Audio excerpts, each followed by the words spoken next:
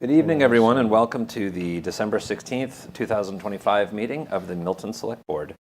Please rise if you are able and join me in saying the Pledge of Allegiance. Pledge Allegiance to the flag of the United States of America and to the republic for which it stands, one nation, under God, indivisible, with liberty and justice for all. Thank you. Our next item is public comment. By rule, we allow individuals 3 minutes each for public speak, and there's a total of 20 minutes allocated for this segment. So we ask that everyone who speaks, I will give you a note at when you have 30 seconds left. I see we have one person here. So Mr. Walker, if you'd like to join us.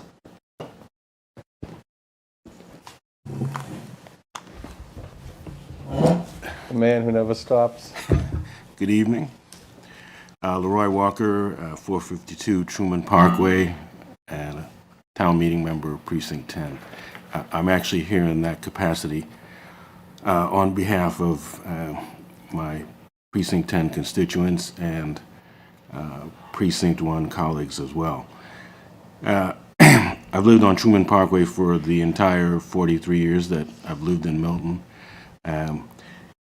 Blue Hills Parkway and Truman Parkway have a unique relationship that's unlike any other in Milton, as Richard knows, and some of you might know, but it's maintained by DCR.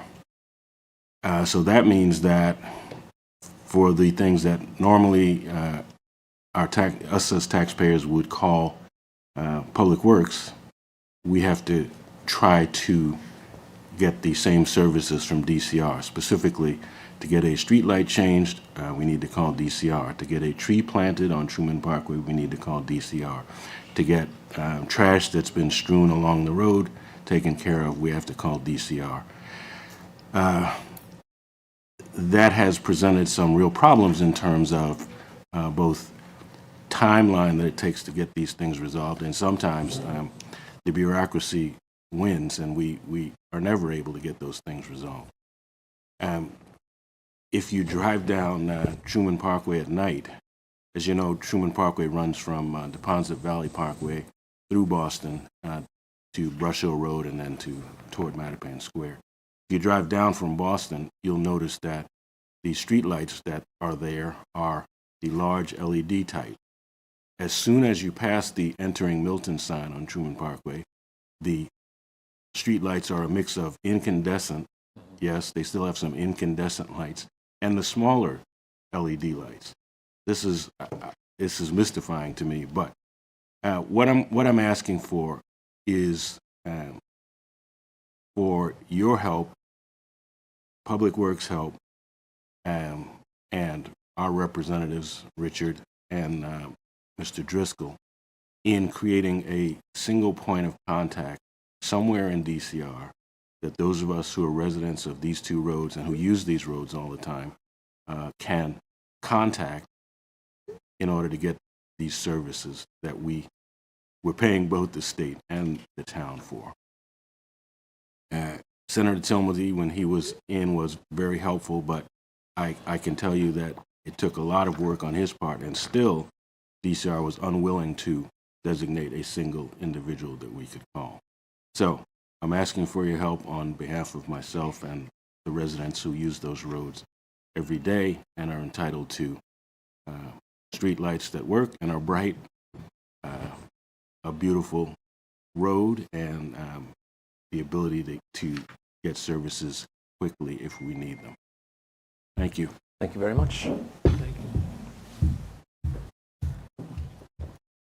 Anyone else online or in person that would like to make a comment? Okay. Seeing.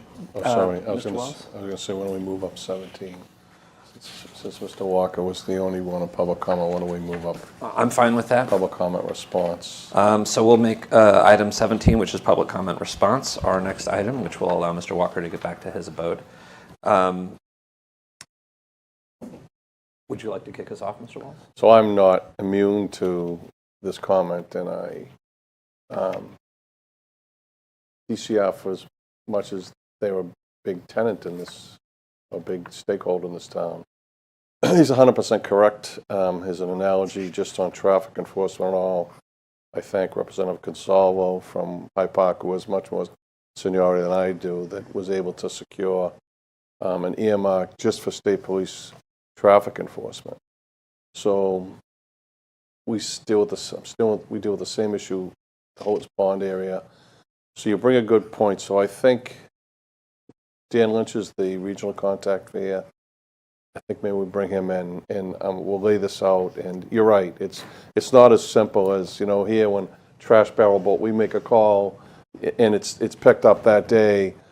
Here, there's bureaucracy involved that makes it so tough. And just from that I've seen already, just in my short time in the new job, is that the leadership changes a lot, and so you look on the Rolodex and it's a different name than what it was last week. So you bring a very good point up. You know, half LED and half non-LED is just not acceptable. So I think we can maybe start with a letter drafted by you guys to the delegation. I've talked to Representative Bryn Fuka-Reed Oakley a little bit, because she has part of that district. It's Mostly. Right. she has one. She has one. You have 10. I have 10. Yeah, you bring up a very, very good, and I think about it myself, and now you made me really think about when I walked in tonight. And as soon as you started to talk, I knew exactly what you were referring to. So I think we can do better, and at least from my in-town role, I'll get on that right away. I mean, the town administrator should have a contact that he... They usually have a They do. That's a great... So legislatively, Dan Lynch is every state agency for legislators has a legislative director, not to his... Do they also manage the constituent questions? No. Okay. No. So that, I just answered you. You don't even have to raise your head, so you know where I'm at. Like, so that's...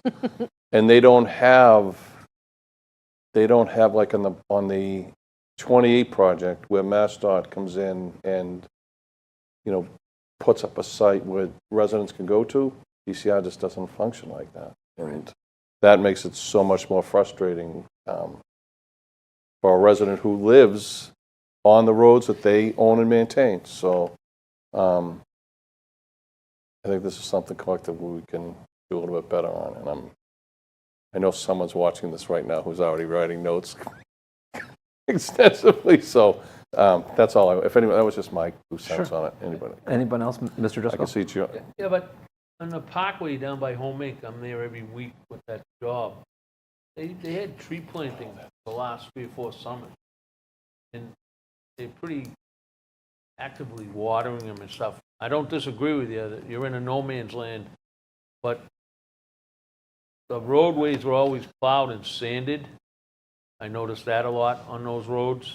They were pretty much, but I don't disagree with you, Mr. Walker. I understand your frustration. Sure. So someone in town who's very effective at getting things on Blue Hills Parkway is Deborah Felton. I don't know if she also has a contact she can share, but I've Mr. been Walker, very impressed. It's out of our usual practice. Yeah. I know. If you want to say a few more words. Just one more point. So with the tree planting, yes, they did plant trees on Truman Parkway recently. We were surprised to find out. And a number of the trees died. So I asked the person who was planting the trees, well, so this was great that you did this, but these are dead. They didn't make it through the initial stage. Who should I talk to? She said, well, you can call me. This is the person running the crew that's planting the trees, but I don't really know who you should talk to. That's a labor crew, though. I asked the state police. They're looking at me like, why are you talking to us? So you're right, John, they planted the trees, but the point is that there's no one person we can talk to or no group that we can talk to get things resolved. No, I understand that. I understand your frustration. Thank you. Sorry. No problem at all. So I think Mr. Wells has alluded to maybe putting a letter together, and I think that's a good idea. Maybe, and I don't know that we need a vote on this, but Mr. Milano, maybe you could draft a letter to our delegation and to DCR. I think I can follow up with the Lynch that Wells alluded to and start the dialogue there. And Okay. If that is something, maybe take that next step. He's responsive. But he's brand new in the role, so he's kind of feeling And they have a his way new around. commissioner, too. Oh, yeah, but Yeah. that's, we're going to leave that subject for another night. Okay. Okay. That sounds like a Has good... not been to this district yet.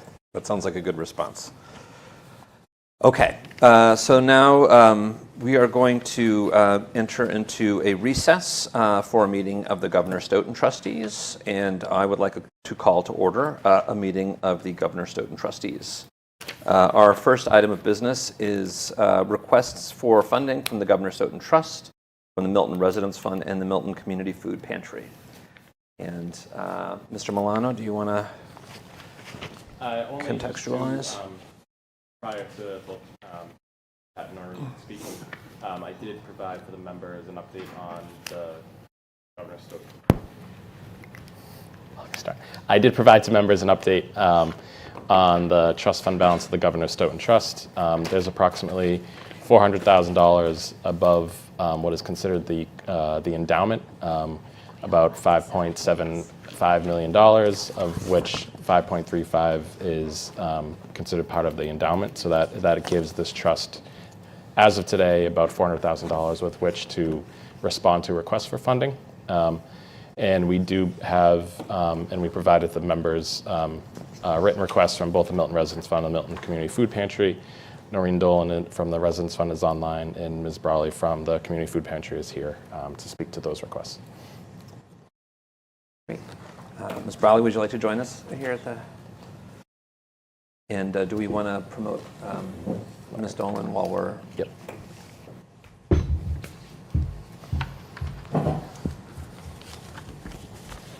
Well, thank you very much for joining us. Just to let folks know at home, we do get a very long and detailed list of the way that funding has been distributed over the last, I guess, since January 1st of this year.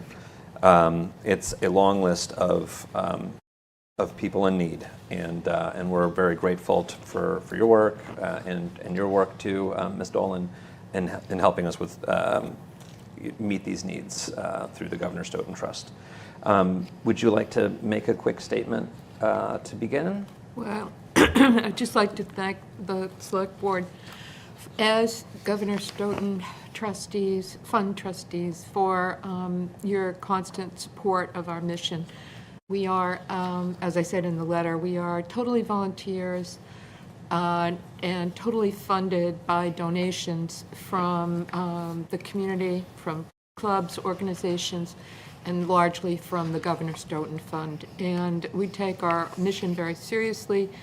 We serve the poor of Milton, which was the intention of the Governor Stoughton Fund when it was set up.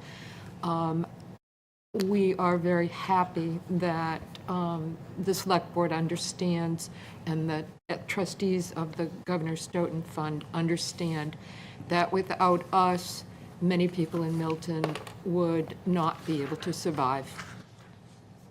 Thank you very much. Ms. Dolan, would you like to say anything before we open for questions? Me on mute. I could give a little overview in terms of the gift from the Governor Stoughton Trust to the Milton Residence Fund for distribution was $130,000 this year, and then we also had a carryover of $43,000 from the previous year. To date, we've been able to distribute almost all of that. We have about $9,000 left. And in total, the Milton Residence Fund has been able to distribute $319,000. That's because of a gift from the Copeland Family Foundation, from the Governor Stoughton Trust, from the community, from the trust at First Parish. So we've been able to pull a lot of things together. We've had probably 90 additional requests than we did at this time last year. And we've been distributing about 35,000 in October and 41,000 in November, where traditionally in previous years it's been 15,000 a month. So the demands in the last couple months with the uncertainty around SNAP benefits and all sorts of other things, and the cold winter coming and the delay in LIHEAP fuel assistance has caused a lot of stress on Milton families. So like Pat, I'm extremely grateful, as is all the trustees of the Milton Residence Fund, for the support of the select board. We would absolutely not be able to support the residents of Milton the way we do without the support of the Governor Stoughton Trust. So I really appreciate that. Thank you very much. I'll turn over to members for questions or comments. Go ahead, Mr. Chair. Anyone else first? Anyone? Mr. Driscoll, did you? No. Mr. Wells? So, getting into both of you, you know, this is, at least for me personally, this is a significant issue for me that I champion. You know, most people have no idea. Noreen, you know, we spoke last weekend in a group where, you know, people don't realize they're familiar with Milton Food Pantry by name, not by the operation or who uses it. They're familiar with Milton Residence Fund by name. They see you come here publicly, but they don't know, most people don't know what it's like behind the scene. You know, Noreen, you made mention, and I heard, I think Beth Ann Solomon from QCAP is Quincy Community Action Plan, and they're helping 50 families a week in this town. Yeah. The comments from New England Food Bank personnel on just how big a demand they are placed with. And Noreen, you made a comment about just how many young mothers you see on a weekly basis in these food pantries and scrubs that are working, Yes. that have young kids that are just trying to make ends meet. And Jim Brett, the founder director of the Zone, the Mary and Brett Food Pantry in Dorchester, they're doing 300 families every other week. How much that extra bag of groceries or that milk or a dozen eggs or getting that utility bill paid or a rent bill, how much that takes off the pressure of what their day-to-day life is like. Most people in this state don't even realize that UMass Amherst, the most prestigious of all our state schools, now has a food pantry on campus for the students. Because there are students, many families who, while they can afford the tuition to get their child into college, they can't afford the meal plan. And imagine living on Fruit Loops 3 times a week for 16 weeks of a semester. It's really, really difficult. So to me, you know how I feel about this. I'm like, we'll spend every nickel that we can spend. At least I will advocate for every nickel that we can to make sure that you aren't having sleepless nights. Because I've said this to you before, both of you. I can only imagine the pressure. I remember back in COVID when you had no milk and eggs. When suddenly in a given week we couldn't, you couldn't, and we really couldn't, you couldn't get refrigeration. People don't understand what that is like. And I was at a meeting at Fuller this morning, and and I know I'm being lengthy here, and I commented to the many residents in the room, it's a beautiful meeting room there, it's a great quality of life, but imagine if you didn't have that. And so, at least for me, Mr. Chair, I'm willing to support whatever request that we can afford that both of these entities make on their annual appeal, and thank them for what they do for the silent faces that most people in this town are completely unaware of. Sorry. No, that's quite all right, Mr. Wells. Other comments? Well, just thank you. Thank you for your work. Yeah. Thank you for your support. Yeah, there's a lot of need out there. It's really people don't realize the families coming to the food pantry, the families coming to the Milton Residence Fund are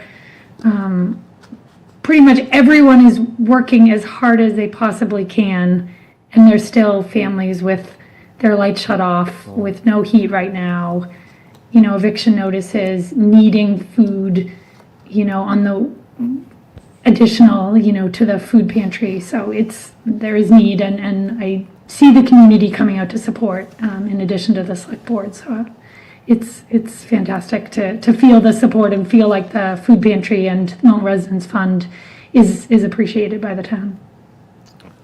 Thank you. I feel like I would be remiss in my job as chair of the select board if I didn't say a word about the state of the economy and why we're in this position. Why do we have 90 additional requests this year?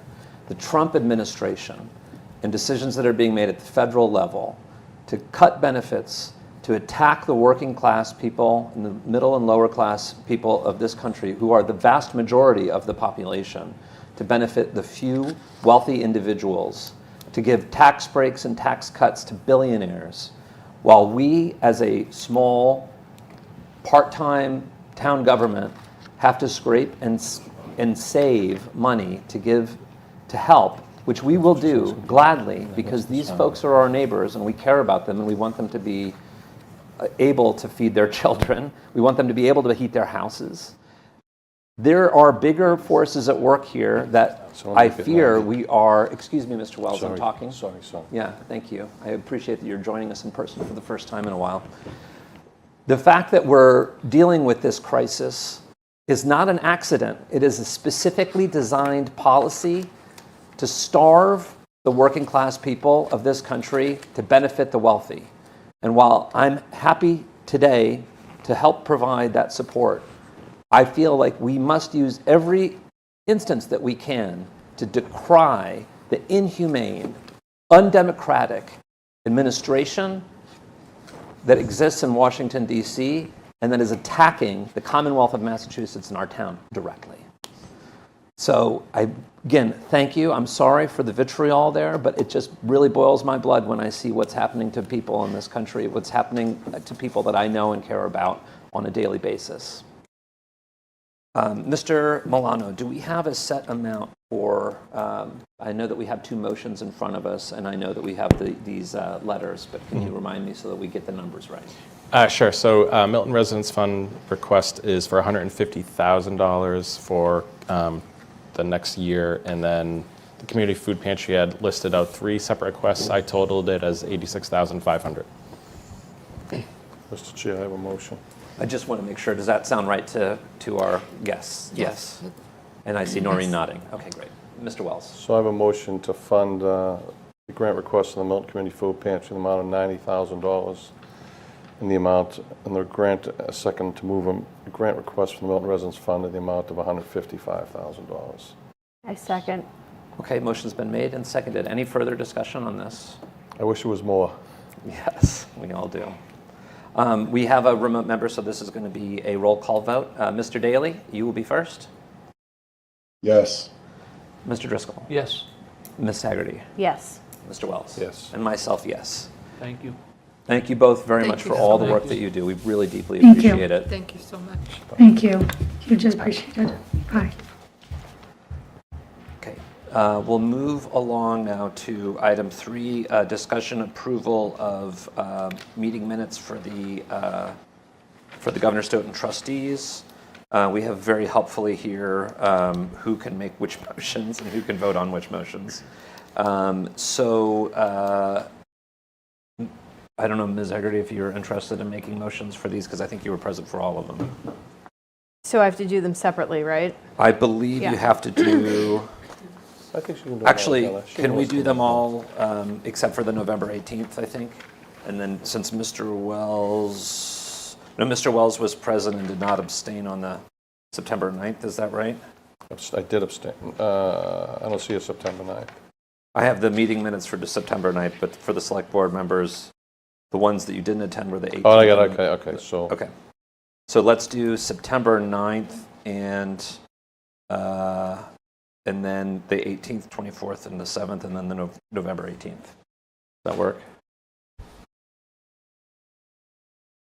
Is it easier for me to make the motion? I'm going to help. I'm going to make a motion. I want to make a motion to approve the meeting minutes for September 9th, 2025, and August 18th, 2025.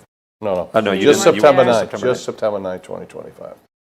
I second. All right, motion's been made and seconded. Again, this is a roll call vote. Mr. Daly?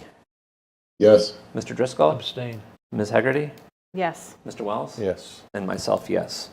The second motion, I'll go ahead and make that a motion to approve the meeting minutes from August 18th, September 24th, and October 7th, all 2025. I second. Motion's been made and seconded. Again, this is a roll call vote. Mr. Daly? Yes. Mr. Driscoll? Abstain. Ms. Hegarty? Yes. Mr. Wells? Abstain. And myself, yes. Finally, I'll make a motion to approve the meeting minutes from November 18th, 2025. Second. Made and seconded. Mr. Daly? Yes. Mr. Driscoll? Yes. Ms. Hegarty? Yes. Mr. Wells? Abstain. And myself, yes. All right, I believe now I will make a motion for us to, pursuant to Mass General Law C-30A, Section 21A6, to consider the purchase, sale, lease, or value of real property, town farm. Executive session will take place at the end of the meeting. I'm sorry, I'm going to move to enter executive session to consider the purchase, exchange, lease, or value of real property, town farm, based on my belief that discussion of this matter in open session may have a detrimental effect on the negotiating position of the Governor Stoughton trustees. The trustees will not return to open session. Can I have a second? Second. Seconded by Mr. Driscoll. This is a roll call vote. Mr. Daly? Yes. Mr. Driscoll? Yes. Ms. Hegarty? Yes. Mr. Wells? Abstain. And myself, yes. And I will take a motion to adjourn from the trustees. I'll make a motion to adjourn from the meeting of the Governor Stoughton trustees. Second. Motion's been made and seconded. Mr. Daly? Yes. Mr. Driscoll? Yes. Ms. Hegarty? Yes. Mr. Wells? Yes. And myself, yes. All right, we are returning now to the Select Board meeting. And we have item number 6, report from the Health Department and discussion of opioid settlement funds.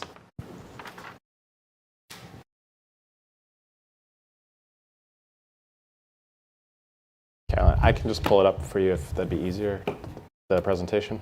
I'll pull it up. That'd be great. Okay. You just let me know when to move along.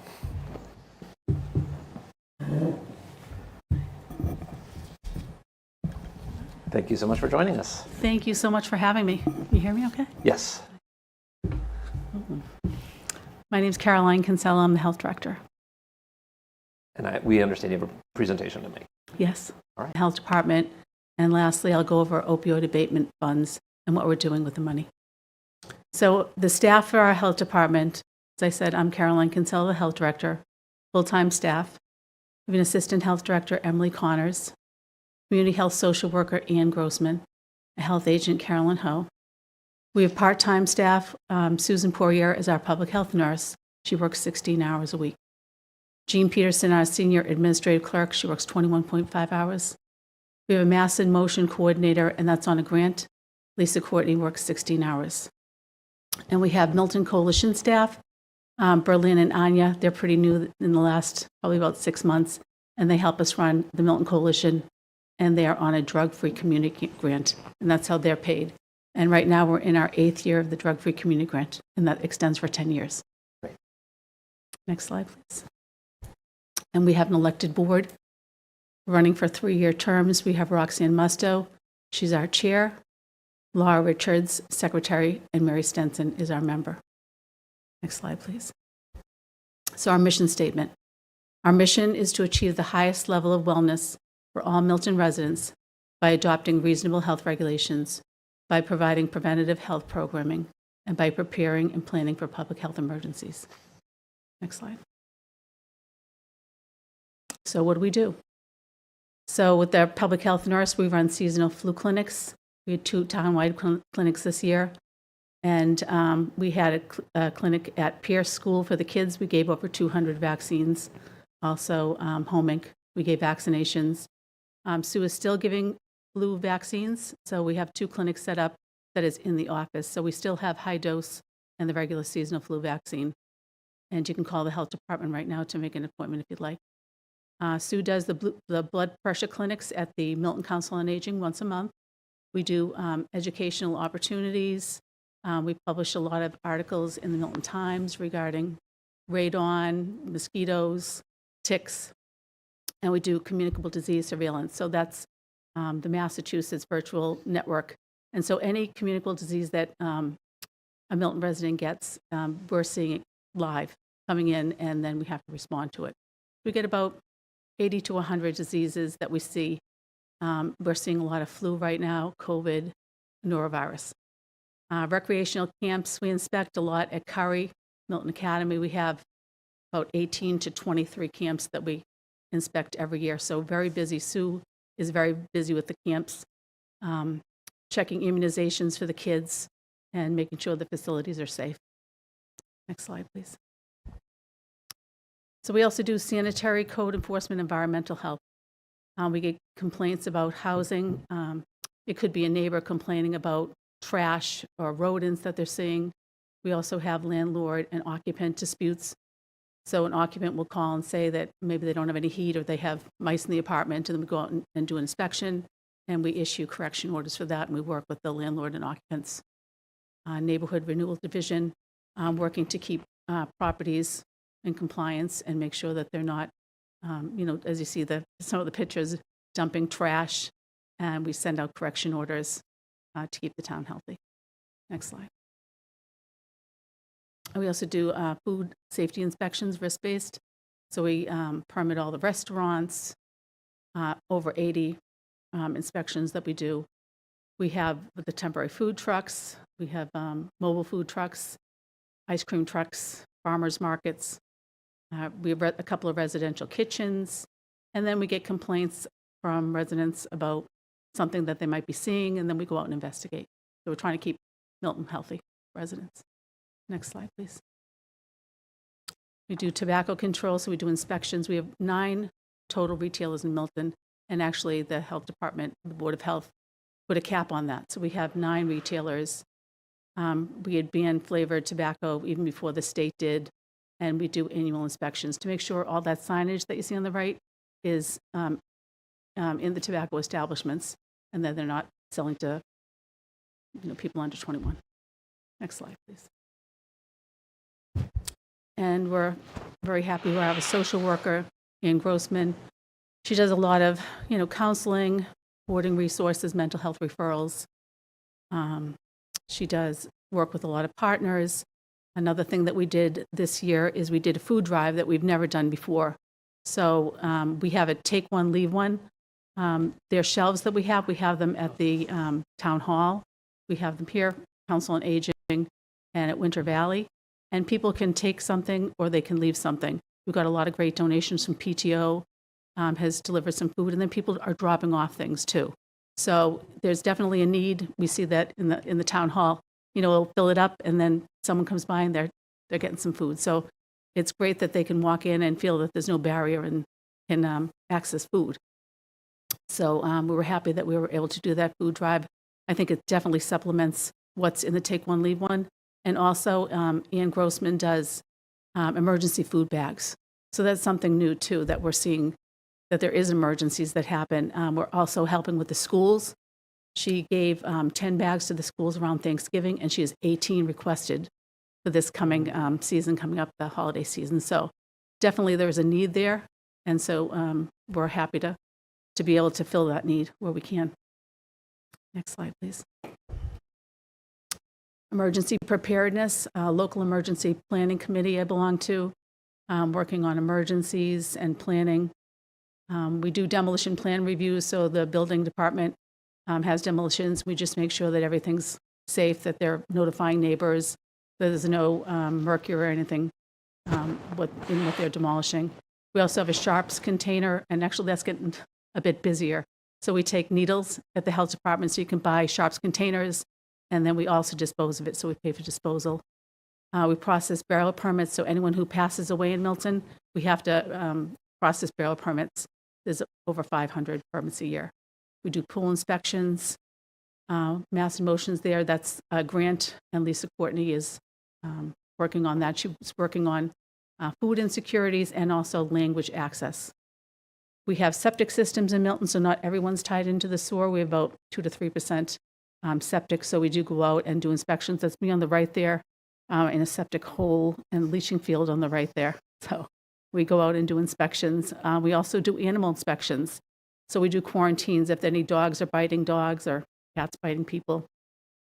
We have to issue quarantines for that, and then we go out and we lift the quarantine after so many days. It's 10 days if dogs are biting another dog or whatnot.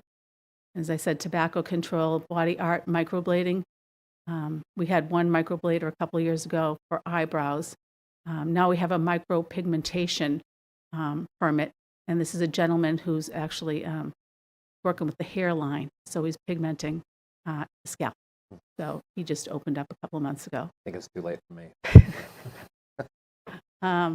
So again, as I said, grant management, and then the Milton Coalition that meets every 2 months, and we have a good group of. Oh, we have a picture right there. A good group that we meet and discuss alcohol and drugs, and yeah, it's great. Oh, and you see the chickens there too. So we do chicken inspections also. Any kind of animals. Next slide, please. So you wanted me to talk about the opioid settlement fund. So Milton is set to receive $1.3 million through 2037. And these are the 7 areas that we can spend that money on: opioid use disorder treatment, supporting people in recovery and treatment, connections to care, access to care, harm reduction, address the needs of criminally justice involved persons, supporting pregnant or parenting women and their families, including babies in neonatal abstinence syndrome, preventing the misuse of opioids, and implementation, prevention education. So that's where we can use our money. Next slide, please. And we have received to date a little over $400,000 so far. And I think the first year or two, really listening to a lot of stake calls, trying to figure out how we're going to spend the money. And we want to do it right. We had a lot of webinars and stake calls. And what we decided to do is hire a consultant to do community engagement in Milton to find out what can we spend the money on? What do people with lived experiences want us to spend the money on? So we did a year-long community engagement. We hired Sky Fries Cole, and she did this engagement with the community. We did 11 stakeholder interviews, 4 focus groups. One was with the Milton Coalition, just to find out, we want to get feedback from people with lived experiences, like what's the best way to spend the money. We did Narcan training for the health department staff and also town employees. We installed a box, and it's in the foyer of Town Hall. It has Narcan in it, so it's for Narcan distribution, which is free. And you can also get it in the health department, but it's anyone can access it for free, the Narcan. We hired a recovery coach. So another thing that they ask you to do with the money is kind of like pool it.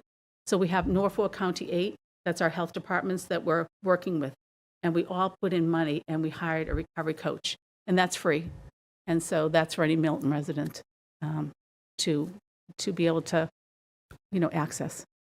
And then we signed a memorandum of understanding with the Norfolk County Sheriff's Office for $2,500, and that's for sober living. So if anyone needs a scholarship for sober living, they can reach out to us and say, we need the money for this. And I'm pleased to say that we've released large grant funding opportunity for local initiatives. So we actually borrowed this idea from Dedham. So Dedham had a grant application, and I saw it, and I said, this looks like a great application. And I talked to them and said, can we borrow some of your language? And so we created our own for Milton. And it's for local initiatives to help residents who have been affected by opioids. And I'm happy to say that we've received 4 applications for this.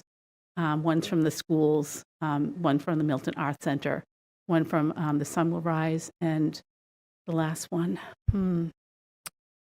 is escaping me. But we're working on those right now, and we're going to be doing a rubrics to find out, did they meet everything that we're asking for them to do? Oh, the Family Restored, that's the 4th one, the Family Restored. So we're working on that in the next week or 2. And then we'll bring that to the board, and then they'll make some decisions. So the money is $20,000. So we're hoping for some, great impacts with this $20,000 to help residents who've Is that been impacted. $20,000 per grant or $20,000 total? $20,000 per, $20,000 per grant. Yeah. And So then, Chair, quick question, just before you go on time, which the MOU with Norfolk County Sheriffs, the 2,500, is that one a year, or can you do more than one of those a year? So, good question. And I don't know the answer to that because we haven't gotten any Yeah, call from them hasn't yet. happened yet. But I'm sure if somebody needed it for more than just 2,500, they could say, we need it for someone going in again. Yeah, I'm sure. Thank you. Next slide, please. So we're trying to, spend that money wisely. As I said, we've been very busy trying to, the grants and get it to the people that need it for the opioid abatement money. Thank you very much. Thank you. And thank you for the overall report as well. We've been having everybody come in and share their work, and this was really excellent.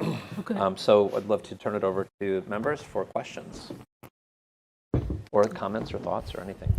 There's a lot of rats. Do you know, somebody said to me, I don't know, I can't believe that Milton has rats. Two-legged rats. Yep. So, yeah, we do have rats. Residents will call us, and then we'll go out to inspect to see, why are the rats on the property? Is there harborage that people, the rats can go into some brush or whatnot and tell them to clean it up? What's keeping the rat at the property? So yes, we've gone out for rodents. Yes. Thank you. Mr. Collins, Mr. Chair, I really, much of what goes on there I know about, but I really want to comment on Ann Grossman's role as, I've said the same about the clinician at the police department. Like, a lot of people don't realize the challenges that can come up. As Mr. Milano's, we collectively worked on a case with Ann on a building permit where Ann had to get involved, and she really helped us mediate that situation. And she does mental health is, I always, they call it the silent killer, but you just, there are so many challenges in it today, but she's been a great addition for you and a great addition to the town, and I just want to, I could give a lot of shout outs, but I want to give her one tonight. She does a great job. Yeah. I want to say that on behalf of Yeah, thank you. what She I've does a seen her great do job. for us. And my staff does a great job. They do. They really do. Except when it comes to chasing food trucks from Milton Festival. I'm kidding. You always have to have humor, Caroline.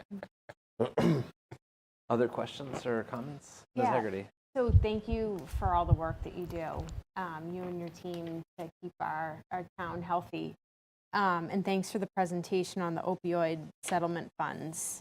I was wondering, so you've received 400,000 plus so far.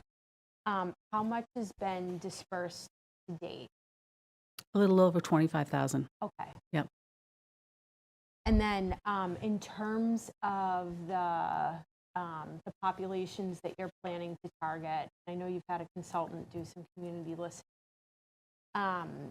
One of the communities or demographic I was wondering about are grandparents who have to care for their grandchildren, possibly continue in the workforce. Do we have a population such as that, and are they accessing settlement funds? That's a really good question. I haven't heard Ann saying anything about that, but I'm sure there are some grandparents that are taking care of the grandchildren. It's a trend nationally, but I Yes. was just curious how it, how our community is affected by it. I'm sure it is affected. You're right. Yeah.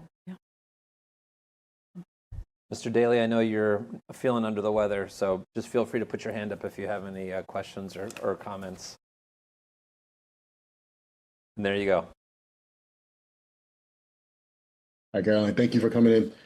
The question that came to mind for me is about public health. I saw you listed some pieces about social services as well as the local initiatives funding. And so I want to know, for the Board of Health, have there been any, over the years, any public health initiatives or any sort of surveying around, differences in quality of life in Milton, things with our changing population, perhaps in our youth population? I know we've had discussions about, healthy outlets for young people, disease prevention, as well as, addiction prevention. Are there any public health initiatives where we've tried and perhaps we need some more support, or ideas or issues that have come up for the board? That's a great question. So we did a community health assessment, the first assessment that we've ever done for the health department. It took about a year and a half, and Laurie Stillman was instrumental. She was our consultant working with us, and the report actually is on the health department website. We got a lot of information about that. One of the things that I'm hoping to do is bring some more programming to Milton. I spoke a little bit to Nick about this child and maternal health, and hoping to, the state is saying that that should be one of our priorities of 5 foundational public health services that we provide, and currently we don't provide it, but hoping to provide something in Milton for all the newborns and moms that might be facing depression or whatnot after they have a baby. So hoping to have a little program like that start. Got to start somewhere. Yeah. Is there anything in that community health assessment that we haven't had the opportunity to sort of get to or address, or maybe 1 or 2 things that are at top of mind from that? What we have done with language too, this is something new in the health department's language access. So I'm very thankful that if someone comes in and doesn't speak the English language, I'm now able to call a hotline number and get translations on the spot. So that's something new that the health departments, the Norfolk County 8 health departments have rolled out in the past year. And it has been helpful because we have had some landlords or occupants speak another language, and then we just call the language line, and then we're able to, discuss with them what we're seeing. So that's been very helpful. Thank the you. Language line. Yep. Thank you. So thank you very much. As someone whose day job is public health, I always like hearing, and I will try to resist the temptation, but I do have a couple of quick questions. You mentioned the Sharps increase. I was curious if that is related to the GLP-1s. I think that it is. Okay. Yes. Yeah. And then we see a lot of times people are passing away and they have a lot of medication that they're cleaning out someone's house, and they come in with a whole bunch of stuff. And so you can pick up some Sharp containers. The big one's $10 and the small one's $7, and that includes disposal too. So we have Stericycle come and pick that up. Okay, that's a better reason for an increase in Sharps than we Yes. might have seen 5 years ago. And then in terms of the opioid abatement funds, for the work that's being done in addiction there, is that limited to opioid-related addiction, or could that be used for other types of addiction? So it's opioid related, but mental health kind of is a big part of it too. So that can be used for mental health too. Okay, Yep. great. Thank you. I resisted the temptation to write down more questions, but it's clear that you're doing amazing work, and Thank you. we're very grateful for your service. So if I don't hear any other questions from the members, I think we can thank you, and you can resume your regularly scheduled evening. Thank you. Thanks Caroline. everyone. Thanks, Appreciate it. Thanks. Thank you very Having much. me in.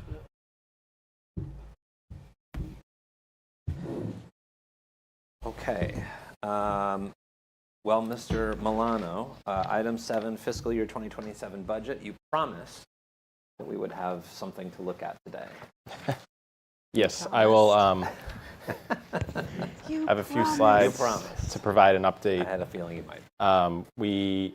We met on Friday as the Finance Committee, where we discussed a lot of this, and I met with the Warrant Committee last night as well, where we talked through the status of the fiscal 27 budget as it stands presently. I'll just caveat that it's a work in progress. We have some challenges to iron out in 27, so we're working through that and have been in touch with both our counterparts at the school department and the other boards and committees that have a role in the budget process here. So I'll just take through the slides at kind of a high level. So for fiscal 27, for the revenue outlook, right now things are somewhat still in flux as we finalize our immediate outlook for fiscal 27. Will more data points emerge in the next 4 to 6 weeks that enable us to arrive at final estimates for some of these that are still in progress. So the baseline, however, is our 2.5% property tax increase. Property taxes are the biggest source of revenue for the town, and we're assuming that we will tax to the max that we're able to under Proposition 2.5. So of new revenue, that would be about $2.8 million. And then in addition to that, we're allowed to capture any new growth. New growth is additions, renovations, and new construction that occurs throughout the town, as well as maintenance and expansion and replacement of utility infrastructure that Eversource and National Grid own. So altogether, right now, our estimate for property tax revenue is $3.8 million for fiscal 27 in new funds. The property tax levy is expected to be about $116 million in fiscal 27 with this added to last year's tax levy. Local receipts is a broader category of fees and taxes that we collect locally. The largest portion of that is motor vehicle excise tax, which is based on state valuation information and state rates, but we collect it locally and keep that tax here. Generally, that's our budget estimate is about $10.3 million, and we're expecting an increase of 1% from last year to this year so that's about $100,000.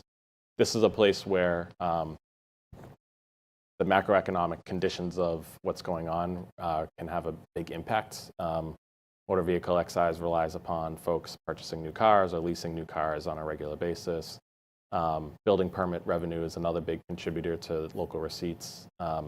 And while we've had very high collections on building permit revenue, that's driven also in part by large projects that have been permitted over the last few years. The 582 Blue Hill Ave 40B project, which received its building permit in the last month or so, had a building permit fee of upwards of $450,000 that was collected in this fiscal year. So these are substantial payments that are driving a little bit of an outlier revenue on local receipts. In addition to that is interest income.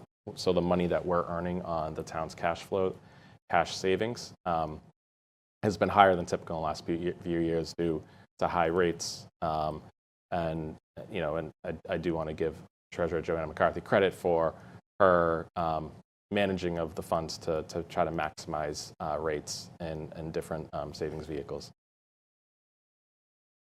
So this is a place where we hope that as we get through the next month or so, we're able to feel confident in increasing that revenue forecast. But for now, we're keeping it at a 1% increase over the prior year. Indirect costs from enterprise funds, that's a typical 5% year increase. So that's $76,000 in new money. The second largest source of revenue for the town is state aid. This current year, it's about $18.6 million in funds that are coming from the state to the town. The three largest sources of that are Chapter 70 education aid, unrestricted general government aid, which is about $4 million, and that's just aid that flows to the town for any purposes. And then the other actually big payment that we get from the town is a payment for the state-owned land, which is based on a valuation and a budget appropriation that the state includes in its budget. That's about $1.5 million. And we're in, I think, the top 2 in the state in terms of receipts for state-owned land. So that is good. For what we're budgeting year over year is, for right now, what really we consider kind of placeholder forecasts, because the governor's budget will be out in January with which we'll use as the new marker for the fiscal 27 budget. So we've budgeted 1% and 2% increase on our largest state aid accounts. But that's really just a placeholder. We should have better information in January. House Ways and Means and Senate Ways and Means held their consensus revenue hearing today. So that's another data point that will feed into that governor's budget that will come out next month. So the bottom line is our overall revenue forecast is about $150 million in fiscal 27. So that's a $4.2 million increase in funding from the prior year, which is about a 3% increase. So our revenue is expected to go up by 3%. I'll just note that other revenue sources include free cash, although we have new policies that restrict that from being used for recurring operating expenses. And then the operating budget stabilization fund, which was established in last year's override, has a recurring source of $700,000 in tax levy, tax payments, and then was also capitalized with $2 million. So neither of those revenue sources, although they are available, are considered as a revenue source right now in the fiscal 27 forecast. Before you go to the next slide, I just want to see if there's any questions on this one. I just have one.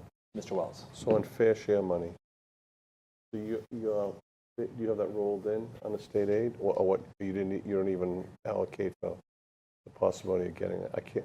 We haven't incorporated it as a revenue source. Yeah. Where we've seen the money flowing to the town through that is primarily in additional road money, Right. not necessarily to support operating budgets, but that we'll have to see how that shakes out for 27. Would that happen when you get like your final state aid figure, or? That it just they provided it through the Chapter 90 program, so that it didn't come through the budget at all. Or it didn't come through state aid at all. It just went directly to a Chapter 90 account to be used for road works. It was a supplemental versus being in the Base budget. It gets released later because you're not sure how it's going to be. It was actually higher than they thought it was going to be. So that's why I know there'll be, you're right, Chapter 90. Isn't there Chapter 70 as well? Isn't there some? I believe there was an Education there as additional well? payment. There was the last circuit year. The breaker. Chapter Right, 90 circuit breaker bump money, up, Yep. the Chapter 90 bump up was on a recommendation. It's not, well, I think it was separate from Chapter 70, obviously, but Yep. the Chapter 90 was, there was a commission of town administrators that recommended the increase. In And you Chapter guys 90, supported it Chapter for 90, Chapter yeah. 90, yeah. It's something like circuit breaker if additional money. It's funded with it's like bonded against the fair share. Yep. No, yeah, exactly. Yeah. So we've historically received about $600,000 in Chapter 90, and now we're receiving and hope to continue to receive about $900,000 in Chapter 90. It's increased by 50% for us. On the circuit breaker point, if additional money is appropriated into the circuit breaker, that doesn't show up in the cherry sheets. That goes directly to the school districts themselves. So that would be additional money for the schools that doesn't have to pass through our budget. Right. I just have one quick question too. The local receipts at 1% increase seems low even for a conservative estimate. So if you go back to fiscal 23, we brought in about $10.7 million in local receipts. So you only have to go back 2 years to be where we're at in terms of anticipating where that number is for fiscal 27. I don't disagree. I think the challenge is, and what we're working on now is unpeeling, building permits have been high. There's been a lot of one-time big payments that drive that. In addition, last year, penalties and interest was about $600,000 over where it's historically been because the treasurer is chasing down on some outstanding tax title owement. So again, that's $500,000 high, and then there's a $600,000 over here. Then interest income 5 years ago was $50,000, and last year was $1.7 million. So trying to feel confident in what we can consider a recurring source of revenue, not only for fiscal 27, but also beyond, because if we build in, if we're able to fund things with jumping local receipts in 27, we got to make sure it's there in 28 as well. So it's just balancing those interests. I appreciate that. I just wanted to That's what we're doing right now, is just trying to get to a place where we feel comfortable with a final recommendation on those revenue forecasts. Thank you. Other questions on the slide before we move on? Go ahead, Mr. Milano. So I've pulled to the expense forecast together at a really high level, so I'll speak to a couple pieces of it, and then you can see the bottom line here. So what we've pulled in for fiscal 27 projection right now is an initial school budget forecast of a 5.2% increase that's been discussed in their finance subcommittee meetings. Blue Hills Regional, we pull out just because it's a little bit of a special line item there. That's a smaller amount overall, but it jumps around because the school population there, just a few students can mean a significant change in what our requirement to fund Blue Hills changes year by year.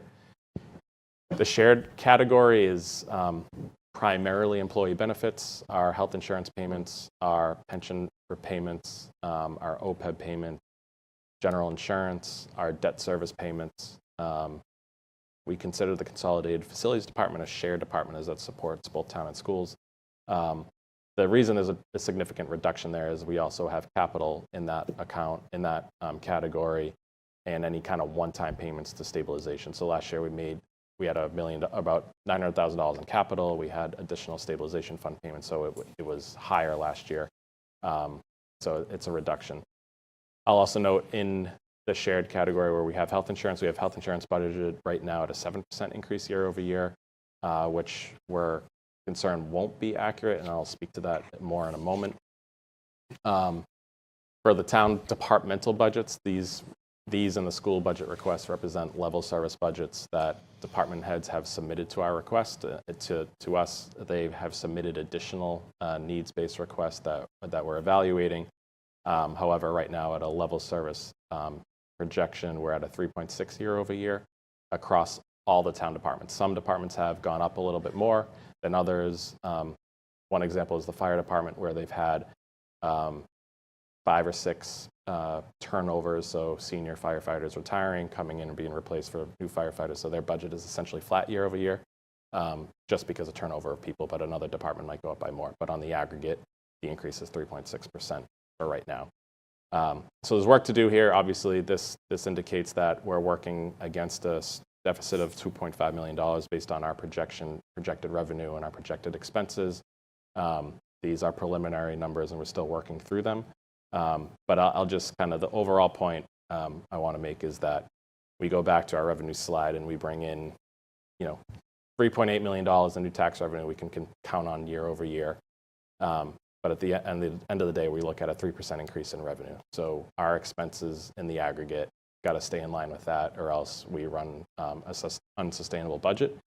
So our challenge over the next couple of months, working with schools and working with the warrant committee, is to take a closer look at these requests, take a closer look at our revenue, and find a way to get to a middle ground that is a budget that works for 27, but is also sustainable for future years.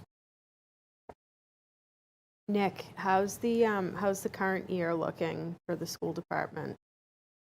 So we've remained in touch. They've made some decisions at the beginning of the year that they believe gives them capacity to manage the year appropriately. And then on the town side, we always talk about snow and ice as the biggest factor on a year-to-year basis. We've had 2 salting operations this year. One of them happened, of course, to be on a Sunday, where we're paying double time, which hurts a little more than another storm might.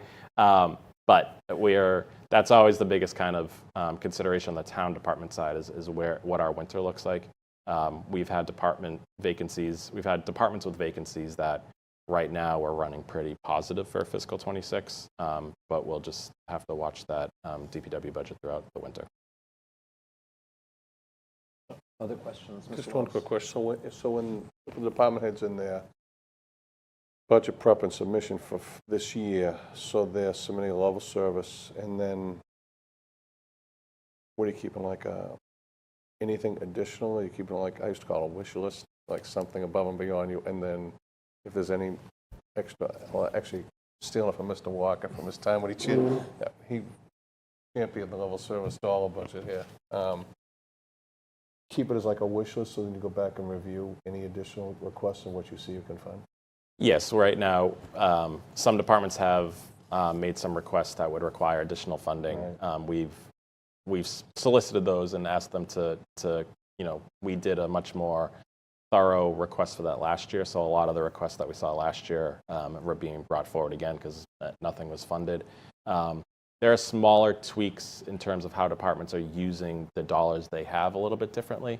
And the health director alluded to a program that she's working to fund within existing appropriations by moving some stuff around. So that's something we're taking a look at. But we're also keeping an eye on what the asks have been. I mean, we heard from Chief King in terms of additional civilian support in a technology position. Chief Madden in terms of additional firefighters that he'd be requesting and has requested. We've talked about software investments, both through the IT department, but also for budgeting and for human resources and employee benefits. So these are the kinds of things we're looking at and trying to make something work within the resources that we have. But yes, we're soliciting those. Other questions? Best part of the job. So the healthcare costs in particular, insurance costs, you and I have talked about this a little bit. This is a problem that everybody's facing right Sure. now. How are other towns kind of projecting? Have you asked anyone how they're projecting costs on them? Yes, it's Not that there's a science to it or anything, but no. So Milton is self-insured. And I have a couple slides to that, so I'll just kick over to this now. But yeah, sorry. So we are self-insured, so we are paying our claims directly based on the rates that Harvard Pilgrim and Blue Cross negotiate with the medical providers. Some of the communities around us are in the Group Insurance Commission, which is the state agency for health insurance. So their annual adjustments are based on what the GIC is doing. Other communities around us are in with our other insurer. So we purchase general liability insurance from Maya. Maya has a health benefits trust, so a number of communities are in Maya. And they don't have a single rate for all their entities. They kind of treat each entity based on their own claims experience. So that's a long-winded way of saying everybody's kind of all over the place because everybody's a little bit different. Last year, most communities were in double digits, just like we were. The GIC as a whole, I think, was 12% year over year. We were at a 14. Community I used to work in, Medfield, was at a 19 last year. Everybody's budgeting in the 14 to 15% range, and that's what our health insurance advisors recommended for fiscal 27 is we have to take that 7% that's in my numbers today and really double that to 14 to be realistic as to where things are going. That's based on our claims experience through November. So that's also 5 months of data. It's not a full year. Mm-hmm. We try to hold that number until like March, and then we make a final estimate. The other thing is there are changes in the market and in what the carriers are covering that might affect our costs as well. You asked about GLP-1s earlier. Blue Cross and Harvard are dropping those as part of what they will cover with employer plans. So that could have an impact as it would mean financial savings, but it would also mean a change in what folks are expected or are used to seeing covered. So there is a potential for savings there, but for right now, based on our claims history, we're looking that we need to revise that forecast and to drop back to this. Like this projection is expecting a 7% increase, and new information as of Friday is saying really it should be about a 14. That adds about $1 million here. So we're looking at really $3.5 million if that projection holds tight and there isn't any adjustments there. The Mass Municipal Association held a forum in October. Our advisor, Hild Group, held a forum in November. There's been Boston Globe stories that have covered this, that employers are facing this issue. And it's really a cost-sharing question because we, as the employer, have this cost. To decrease our costs, it means we shift costs to the employees. So it's the magic bullet to solve the medical cost crisis is unfortunately out of our hands. And it's drawing a lot of attention because what we've seen in our history, and I'll just jump ahead, is it's not unusual for us to have a jump in a health insurance cost, but what's typical is then things will settle down. As you can see, we had a big jump in fiscal 20. Obviously, that's a little bit different. We had COVID where there was a massive underutilization of health insurance, but we were pretty flat for a number of years there, and we had a significant jump for fiscal 26. And if you look at our claims history on the medical expense chart, you can see where medical claims have been bouncing around $15-16 million for the last 6 or 7 years. We had that huge decrease in utilization in fiscal 21 that everyone saw. And then the spike from fiscal 24 to 25 is the issue that we're trying to address right now. And while we're on target with about where we expected fiscal 26 to be last year, it's at a new normal. It means we have some ground to continue to make up to balance out. So the health insurance question I answered at length because it's going to be a significant factor in this year's budget. In an optimistic scenario, we would have adjusted the insurance premiums, and then we would have been kind of able to bounce along at a 3 to 5% increase for a couple of years. That's been the history. That's not the case here, fortunately. When's the current agreement expires when? on plan design and everything. So the agreement was we wouldn't change plan design for 3 years after the prior agreement. That went into effect in January of 2020. So the town has the right to try to make some plan design changes. And we're evaluating whether that might be an option that we need to look at. Because I think it was back, GIC really got pushed hard under the Patrick administration. They pushed hard here, and the premise was that it was going to alleviate this issue, and you were going to get health costs at a much lower rate. But here, 15 years out, basically the same. There's no difference. Which is part of the reason the select board back then made a decision not to. To go into the GIC, a community has to elect to do that by December 1st to go in for the next fiscal year. So to go into GIC for fiscal 27 isn't an option for the town at this rate. The earliest the town could enter the GIC would be December or fiscal 28, a full year and a half away. And the self-insured piece of it is where if we have good claims years and we have employees and retirees who are healthy, we're able to avoid significant increases. But because we are a small pool, if we start to have more experiences and more health issues, a few high claims can be costly for everybody. So that's the risk that we face with being in the self-insured category. So that's the health insurance piece of it. Small piece. Yes. I think that really covered what I was trying to speak to this evening in terms of where things stand today. As I alluded to, we've been in constant contact with our counterparts at the schools. We had a lengthy health insurance discussion with them last week, and I've been staying in touch through the finance committees and through the budget coordination committee.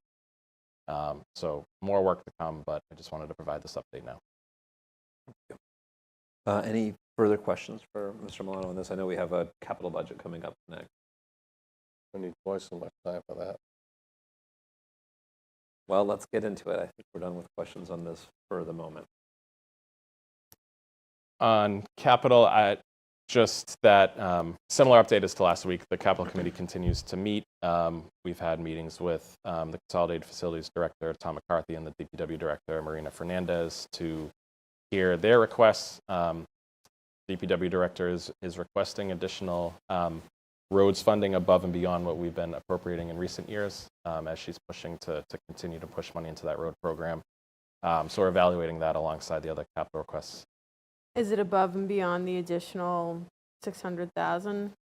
So what we've appropriated in the last several years has been $1 million for roads. Yeah. And so she's come in with a request to increase that next year to 1.5 million. So it would be above and beyond everything else. 300,000 beyond what Chapter 90 would be. It would be in addition to all of that. So Yeah. that'd That's be an 900. addition to Yeah. that. That's an Right, addition to that. right. Yeah. So it's all a big pool in that request. So to her point, to us, and your point, you as well, to us, capital committee is, and this I've been on 9 years, and it predates me. It's been $1 million for as long as I can remember, and $1 million, as you know, $1 million Doesn't get today you anything. doesn't get you anything. Yeah. And so, this goes back to Chase before he departed. He was advocating that we were going to have to increase that number, and so this might be the first year we have actually made formally to make the bump. Actually, I think the committees, to my point, I don't want to speak for all of them, but the committees significantly, Yeah.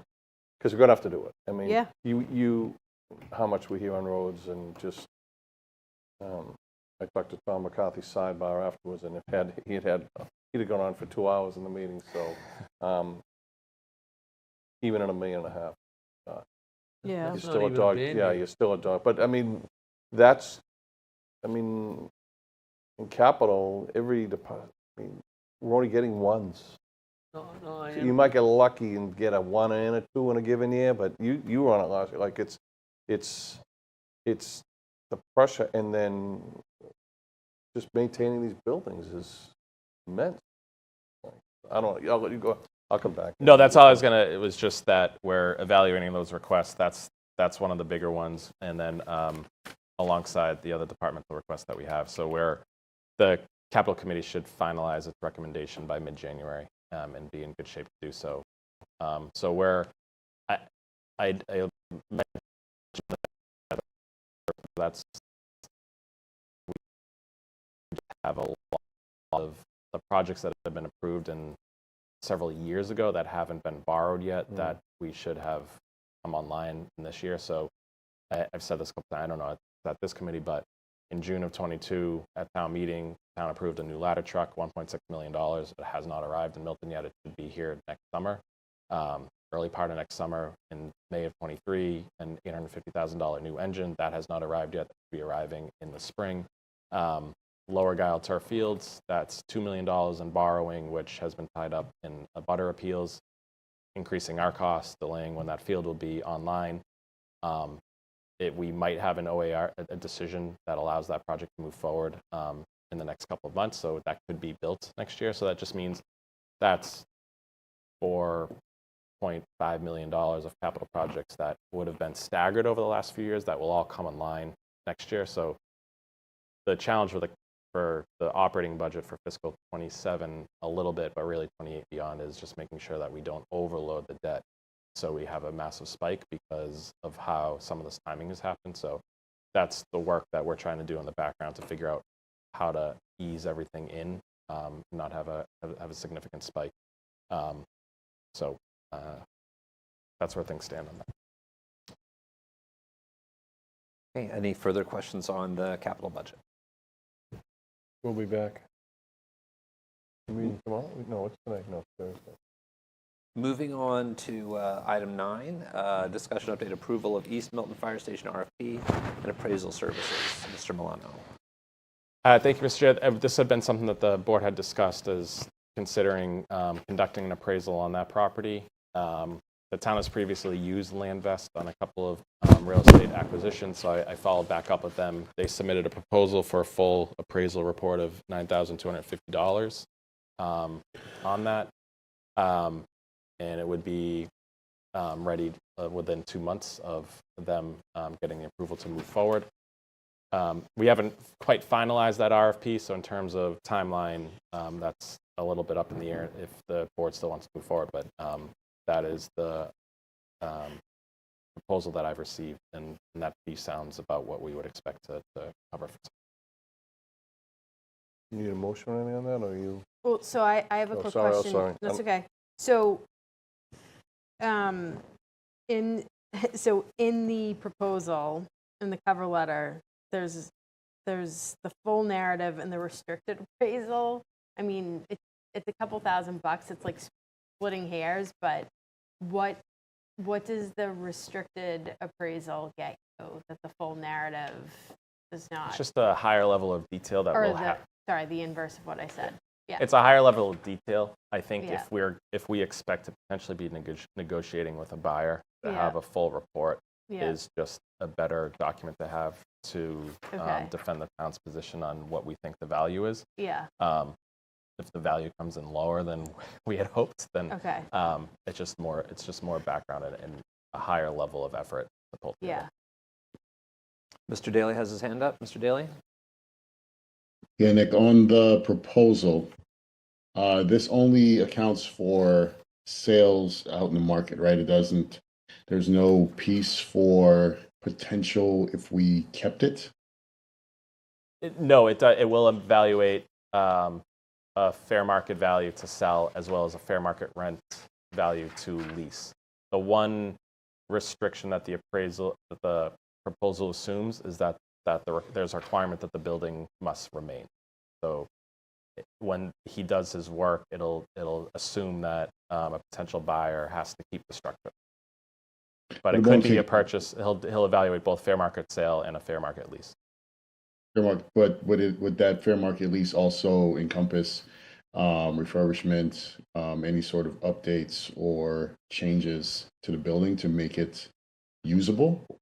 Yeah, it assumes that there would be a fit-up cost component as required, and it's something that we discussed when we were talking about the site.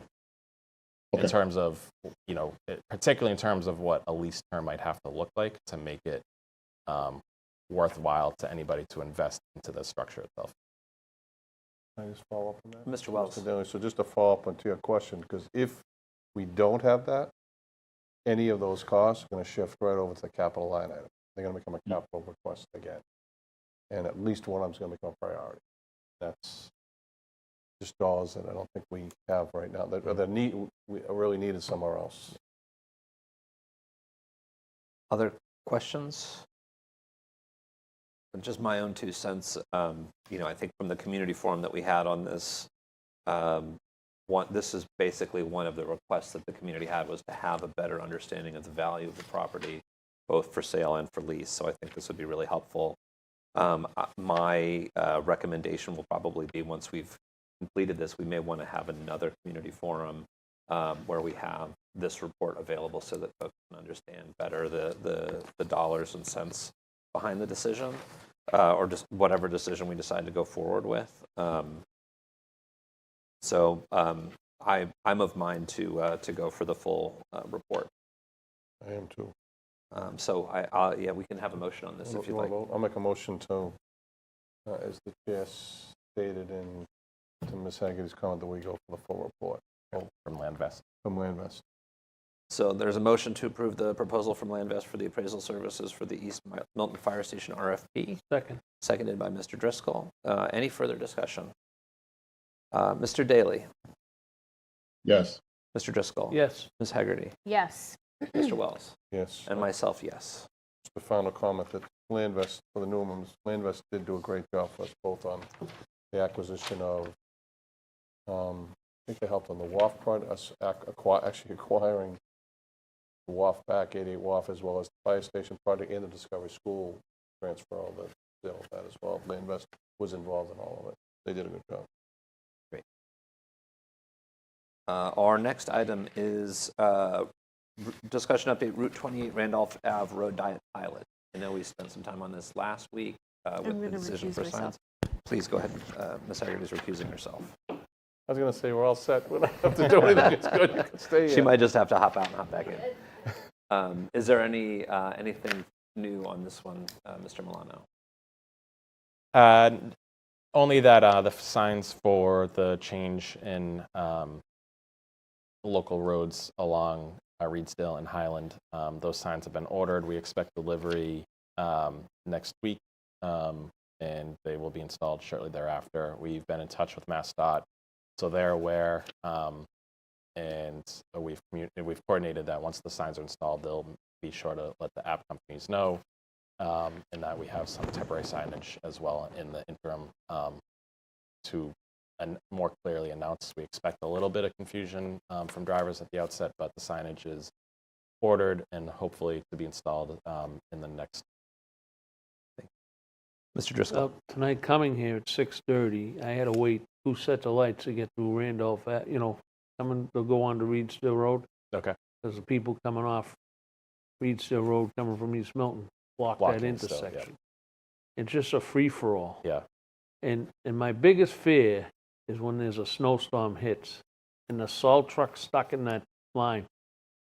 And then the cars make it icy. It's happened before when it was a 4-lane. It's just a disaster, Nick. Yeah. And I just fear for that. No, Seriously. I'm with you. Yeah, it's And that southbound. intersection, if they just, I don't know why you can't go back to having a policeman there directing traffic, stopping them from blocking that intersection.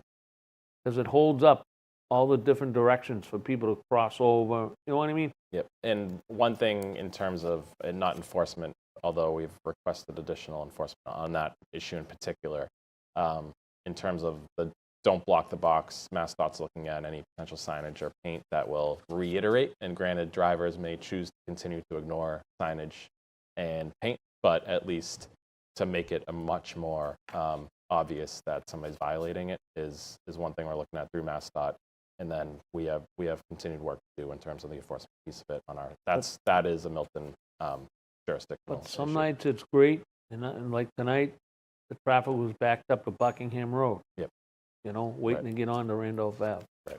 It has its good nights and bad nights. No, I know, and I mean the data that MassDOT shared with They showed that. just shows that is certainly the case, and it's I think of the issues that's the hardest one that we're going to have to work on over the next little while to come up with some solutions on in terms of folks who are just trying to get onto Randolph to get out of town. So. In terms of the don't block the box, I'm sorry, Mr. Driscoll, were you done No, with your that's comments? fine. I just, So the revenue from that, in other words, the fines, if we decided to enforce that, would come to Milton.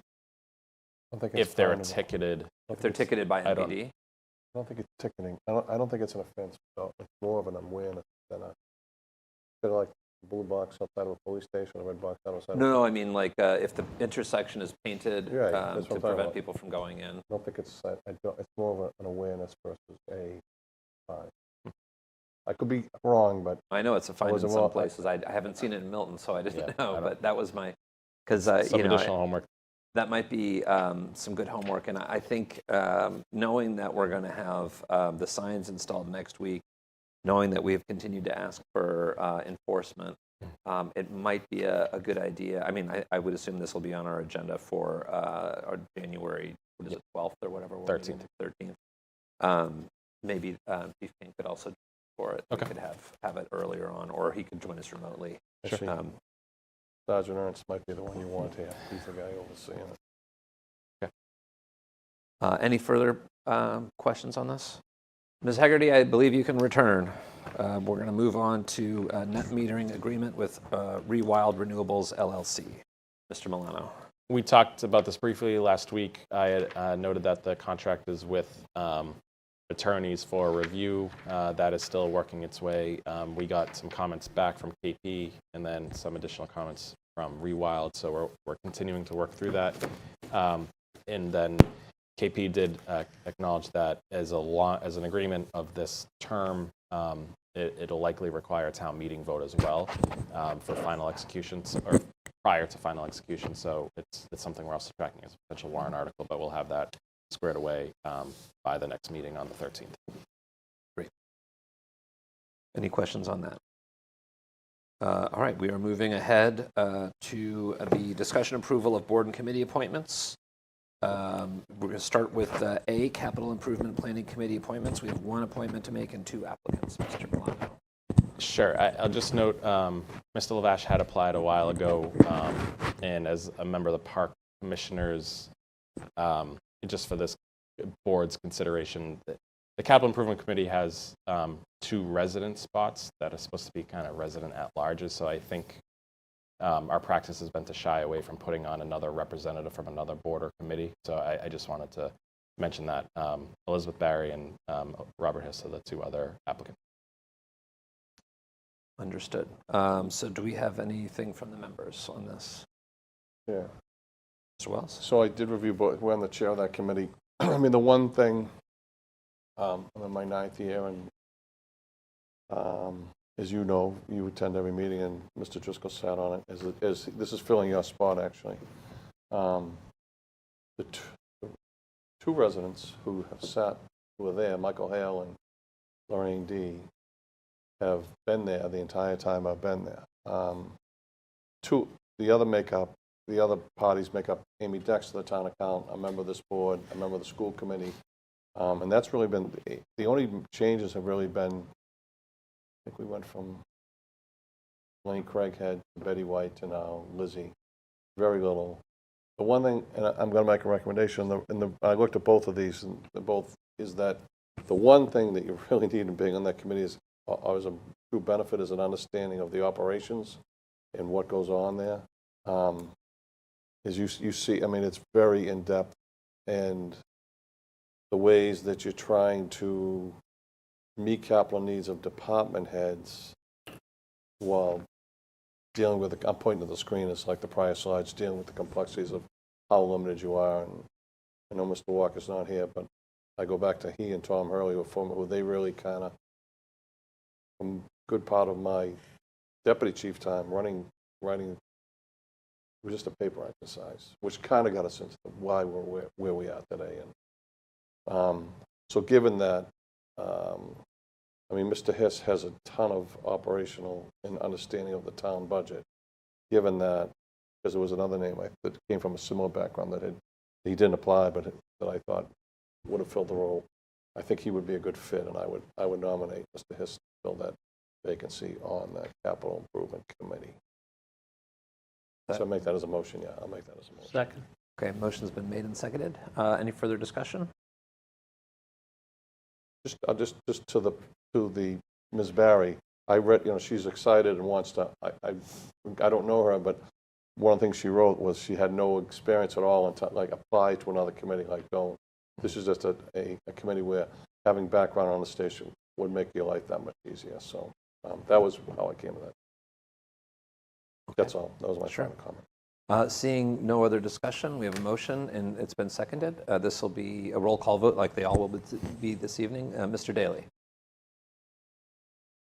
Yes, and I'll also just sort of echo the statements from Member Wells there about Mr. Hiss's experience, as well as, no slight to Miss Barry, but it's a committee where the experience is incredibly valuable, and I hope that she does come back and apply for a few other committees where I think she'd be a great asset as well. Mr. Driscoll. Yes. Ms. Hegarty. Yes. Mr. Wells. Yes. And myself, yes. Congratulations to Mr. Hiss. You have some work in front of you. Our next item is Municipal Broadband Committee. There's one applicant for, is there just the one seat that's open, or is there more seats for this one? There are currently 4 members on the committee. There isn't a set amount of membership, but there are 4 members. Yeah, 4 members. Sorry, just counting. And Mr. Howells has met with Joe Chamberlain from the committee, and the committee is interested to have him join the committee, and he has experience in the fiber broadband world. I'll make a motion to appoint Ryan Howells to the Municipal Broadband Committee. Second. Motion has been made and seconded. Any further discussion on this? Mr. Daly? Yes. Mr. Driscoll? Yes. Ms. Hegarty? Yes. Mr. Wells? Yes. And myself, yes. And I understand, Mr. Milano, that our Traffic Commission appointment has hit a bit of a bylaw snafu, which is that we need to have a member of a bike committee, which is currently not very active in that it is totally inactive, to fill this seat, so that we can't appoint someone unless they're a member of the bike committee. Would you like to walk us through this? Yes, so it's a bylaw requirement that there are 3 resident seats on this commission. It's unusual in that this commission is set up through the bylaw rather than another method, but the bylaw says that there are 3 resident members, one of whom shall be a member of the Bicycle Advisory Committee. The other 2 members on this commission are Marion Driscoll and Steve Geister, neither of whom are members of the Bicycle Advisory Committee. I spoke briefly, Town Council Darren Klein was in Town Hall today for office hours, so I just grabbed him on this, and he said, technically, since it's the bylaw, she wouldn't, any appointee wouldn't be an eligible voting member unless they were also a member of the Bicycle Advisory Committee. So while we can work on the long term to maybe revise that Traffic Commission bylaw at the annual town meeting, we could look at reconstituting the Bicycle Advisory Committee. We could look at appointing somebody to both seats as a solution. But I will note that that committee is, some of the members have moved out of town. And while they're still vocal on issues in Like Milton, the they're Bicycle Advisory Committee meeting you're talking Yeah, about? they haven't Okay. met since I've been in Milton in 3 years, and have been, we've been trying to get in touch with them through various methods, and they're just not an active group at the moment. Not to say that there aren't folks interested in maybe revitalizing it at the moment, but it is a bylaw requirement that this 3rd seat's supposed to be a member of both. So given that, it seems to me that we can't appoint Ms. White Orlando at the moment. I think we could, but she'd just be a non-voting member until we change the bylaw. That's Yeah. true. We could do that. And then Gotta get Judy a bike. Just kidding. we could I appoint hope her she's if- watching if right she wants. now. I'm sure she is. Mr. Chair, if I may. Mr. Wells. So having been here when this was created, and the fact that the Bike Advisory Committee, previously chaired by Mr. Toma for so long, now moved from time, but still actively involved, as Ms. Hagerty knows well, much of what is done in bike regulation, outlaying, is now comes from it's directly from the state level. It's at a much higher level than even having a local bike advisory committee. Judy White Orlando was the first person, going back to when I was chief and chair, who advocated was to make this bylaw change to add 2 citizens to the committee. So I'm going to make a motion to appoint her And then, even though she'll be non-voting, definitely she can't vote, huh? It would be a non-voting member, but I think having a seat at the table and being involved I in think the it's the more conversation is just as more I think important. it's the more Yeah. important thing. So I'm going to make a motion to appoint her to the bike commission, not the bike. The bike committee, or I no, want to do the both. traffic To commission, the yeah. traffic commission, to fill that vacancy, and then let's talk with town council about revisiting that bylaw to maybe adjust. So the motion's been made to appoint Judy White Orlando to the Traffic Commission. Second. Seconded by Mr. Driscoll. Any further discussion? I think from my end, I agree with Mr. Wells. I think maybe having a bylaw change in the warrant for the Maytown meeting would make sense for the Traffic Commission, given that so much of what happens with bicycles is now done by the state. Any further discussion? Okay, Mr. Daly, Yes. Mr. Driscoll, Yes. Ms. Haggerty, Yes. Mr. Wells, Yes. and myself, And yes. just to follow up to Ms. White Orlando, so, it's non-voting, having sat as the liaison to the Fire Station Building Committee as a non-voting member for much of not really much to do now because everything's underway, but you still get your point across, you have a lot to say, so when need be. I'm glad she's going to have a seat at the table. I'm sure she'll have a lot to We'll see say. how she is She after has 3 a or lot 4 to say meetings. to me, so. Now you can have a lot to say to her. There you go. So moving along, we have the discussion approve a lease with the United Congregational Church for the Wildcat Den. Mr. Milano. Is there anything to do here other than to approve the lease agreement?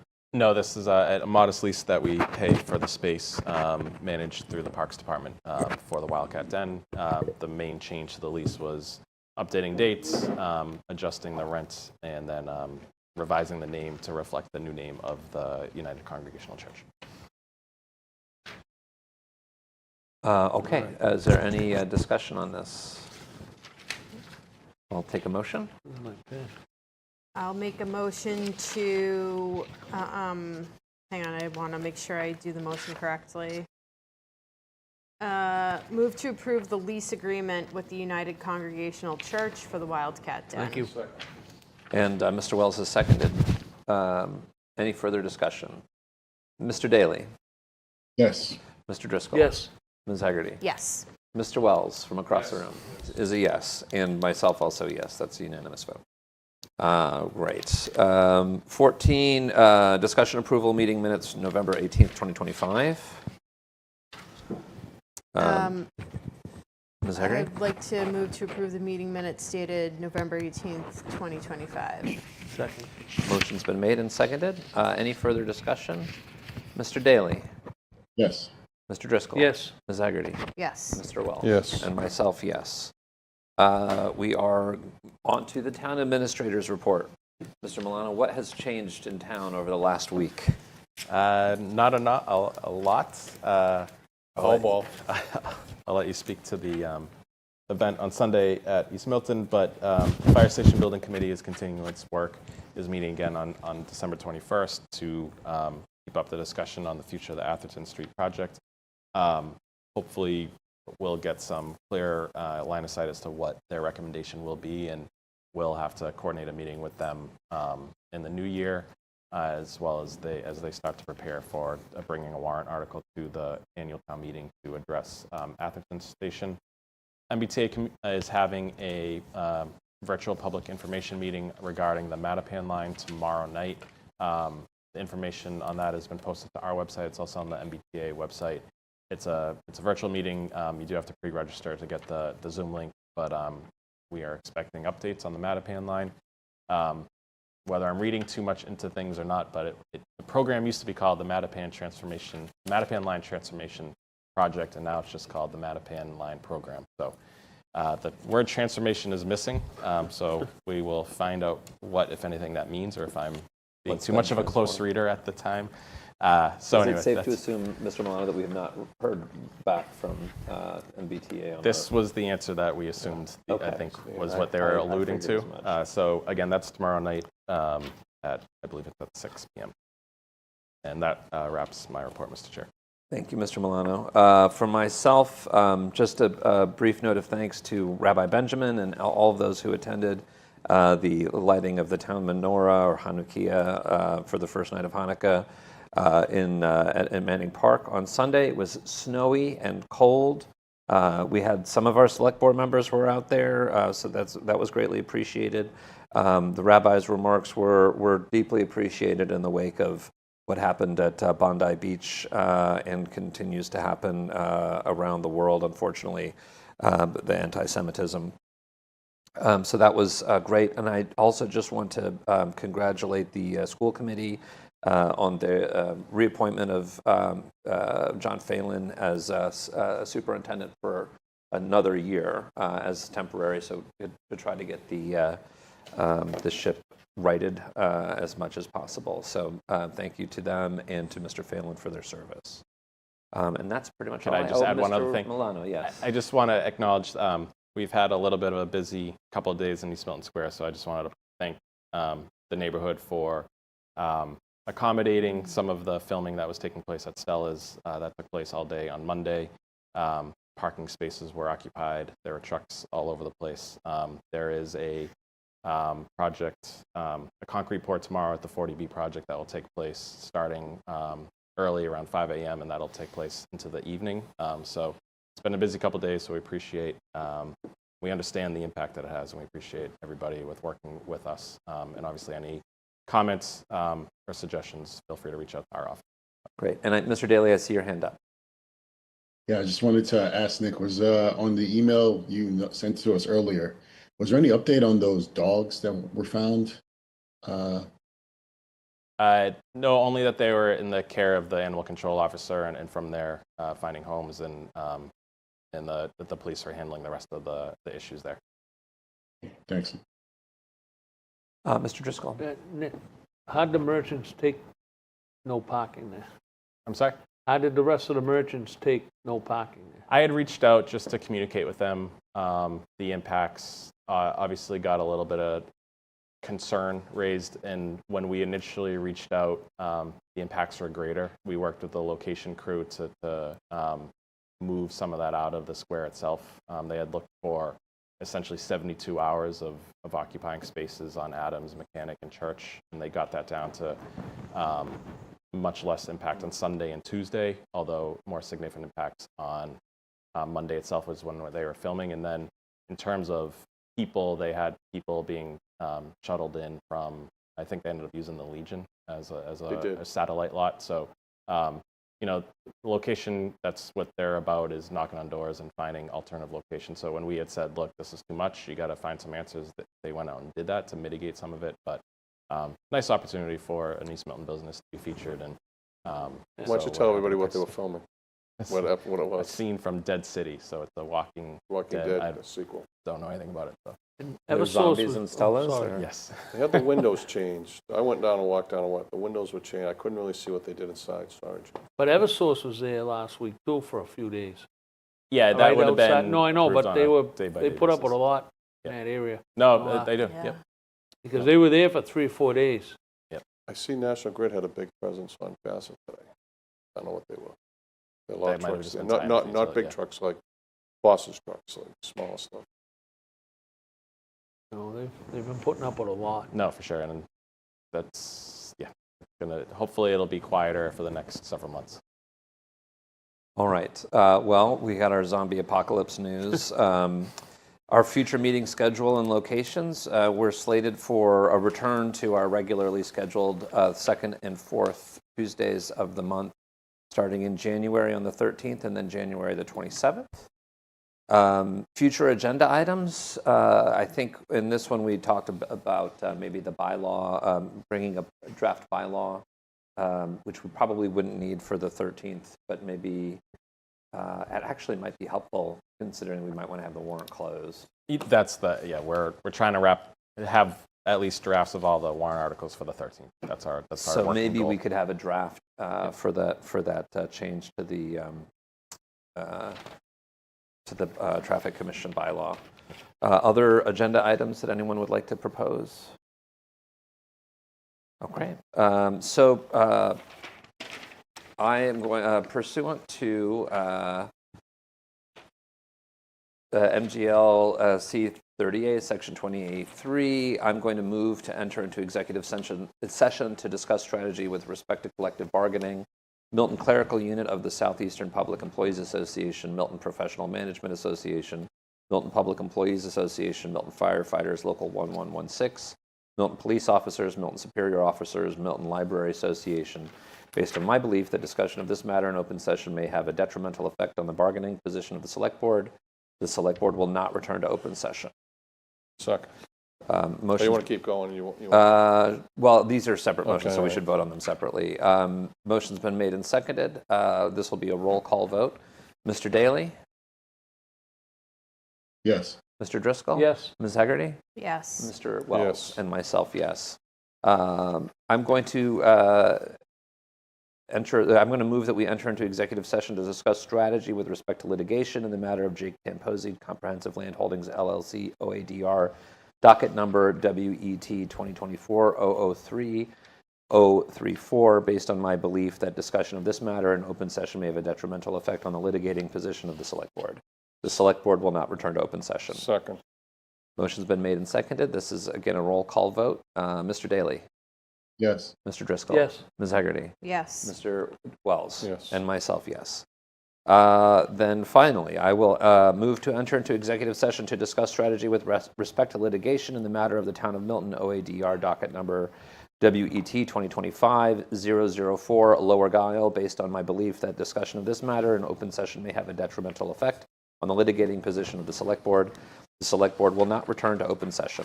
Second. Seconded by Mr. Wells. Mr. Daly?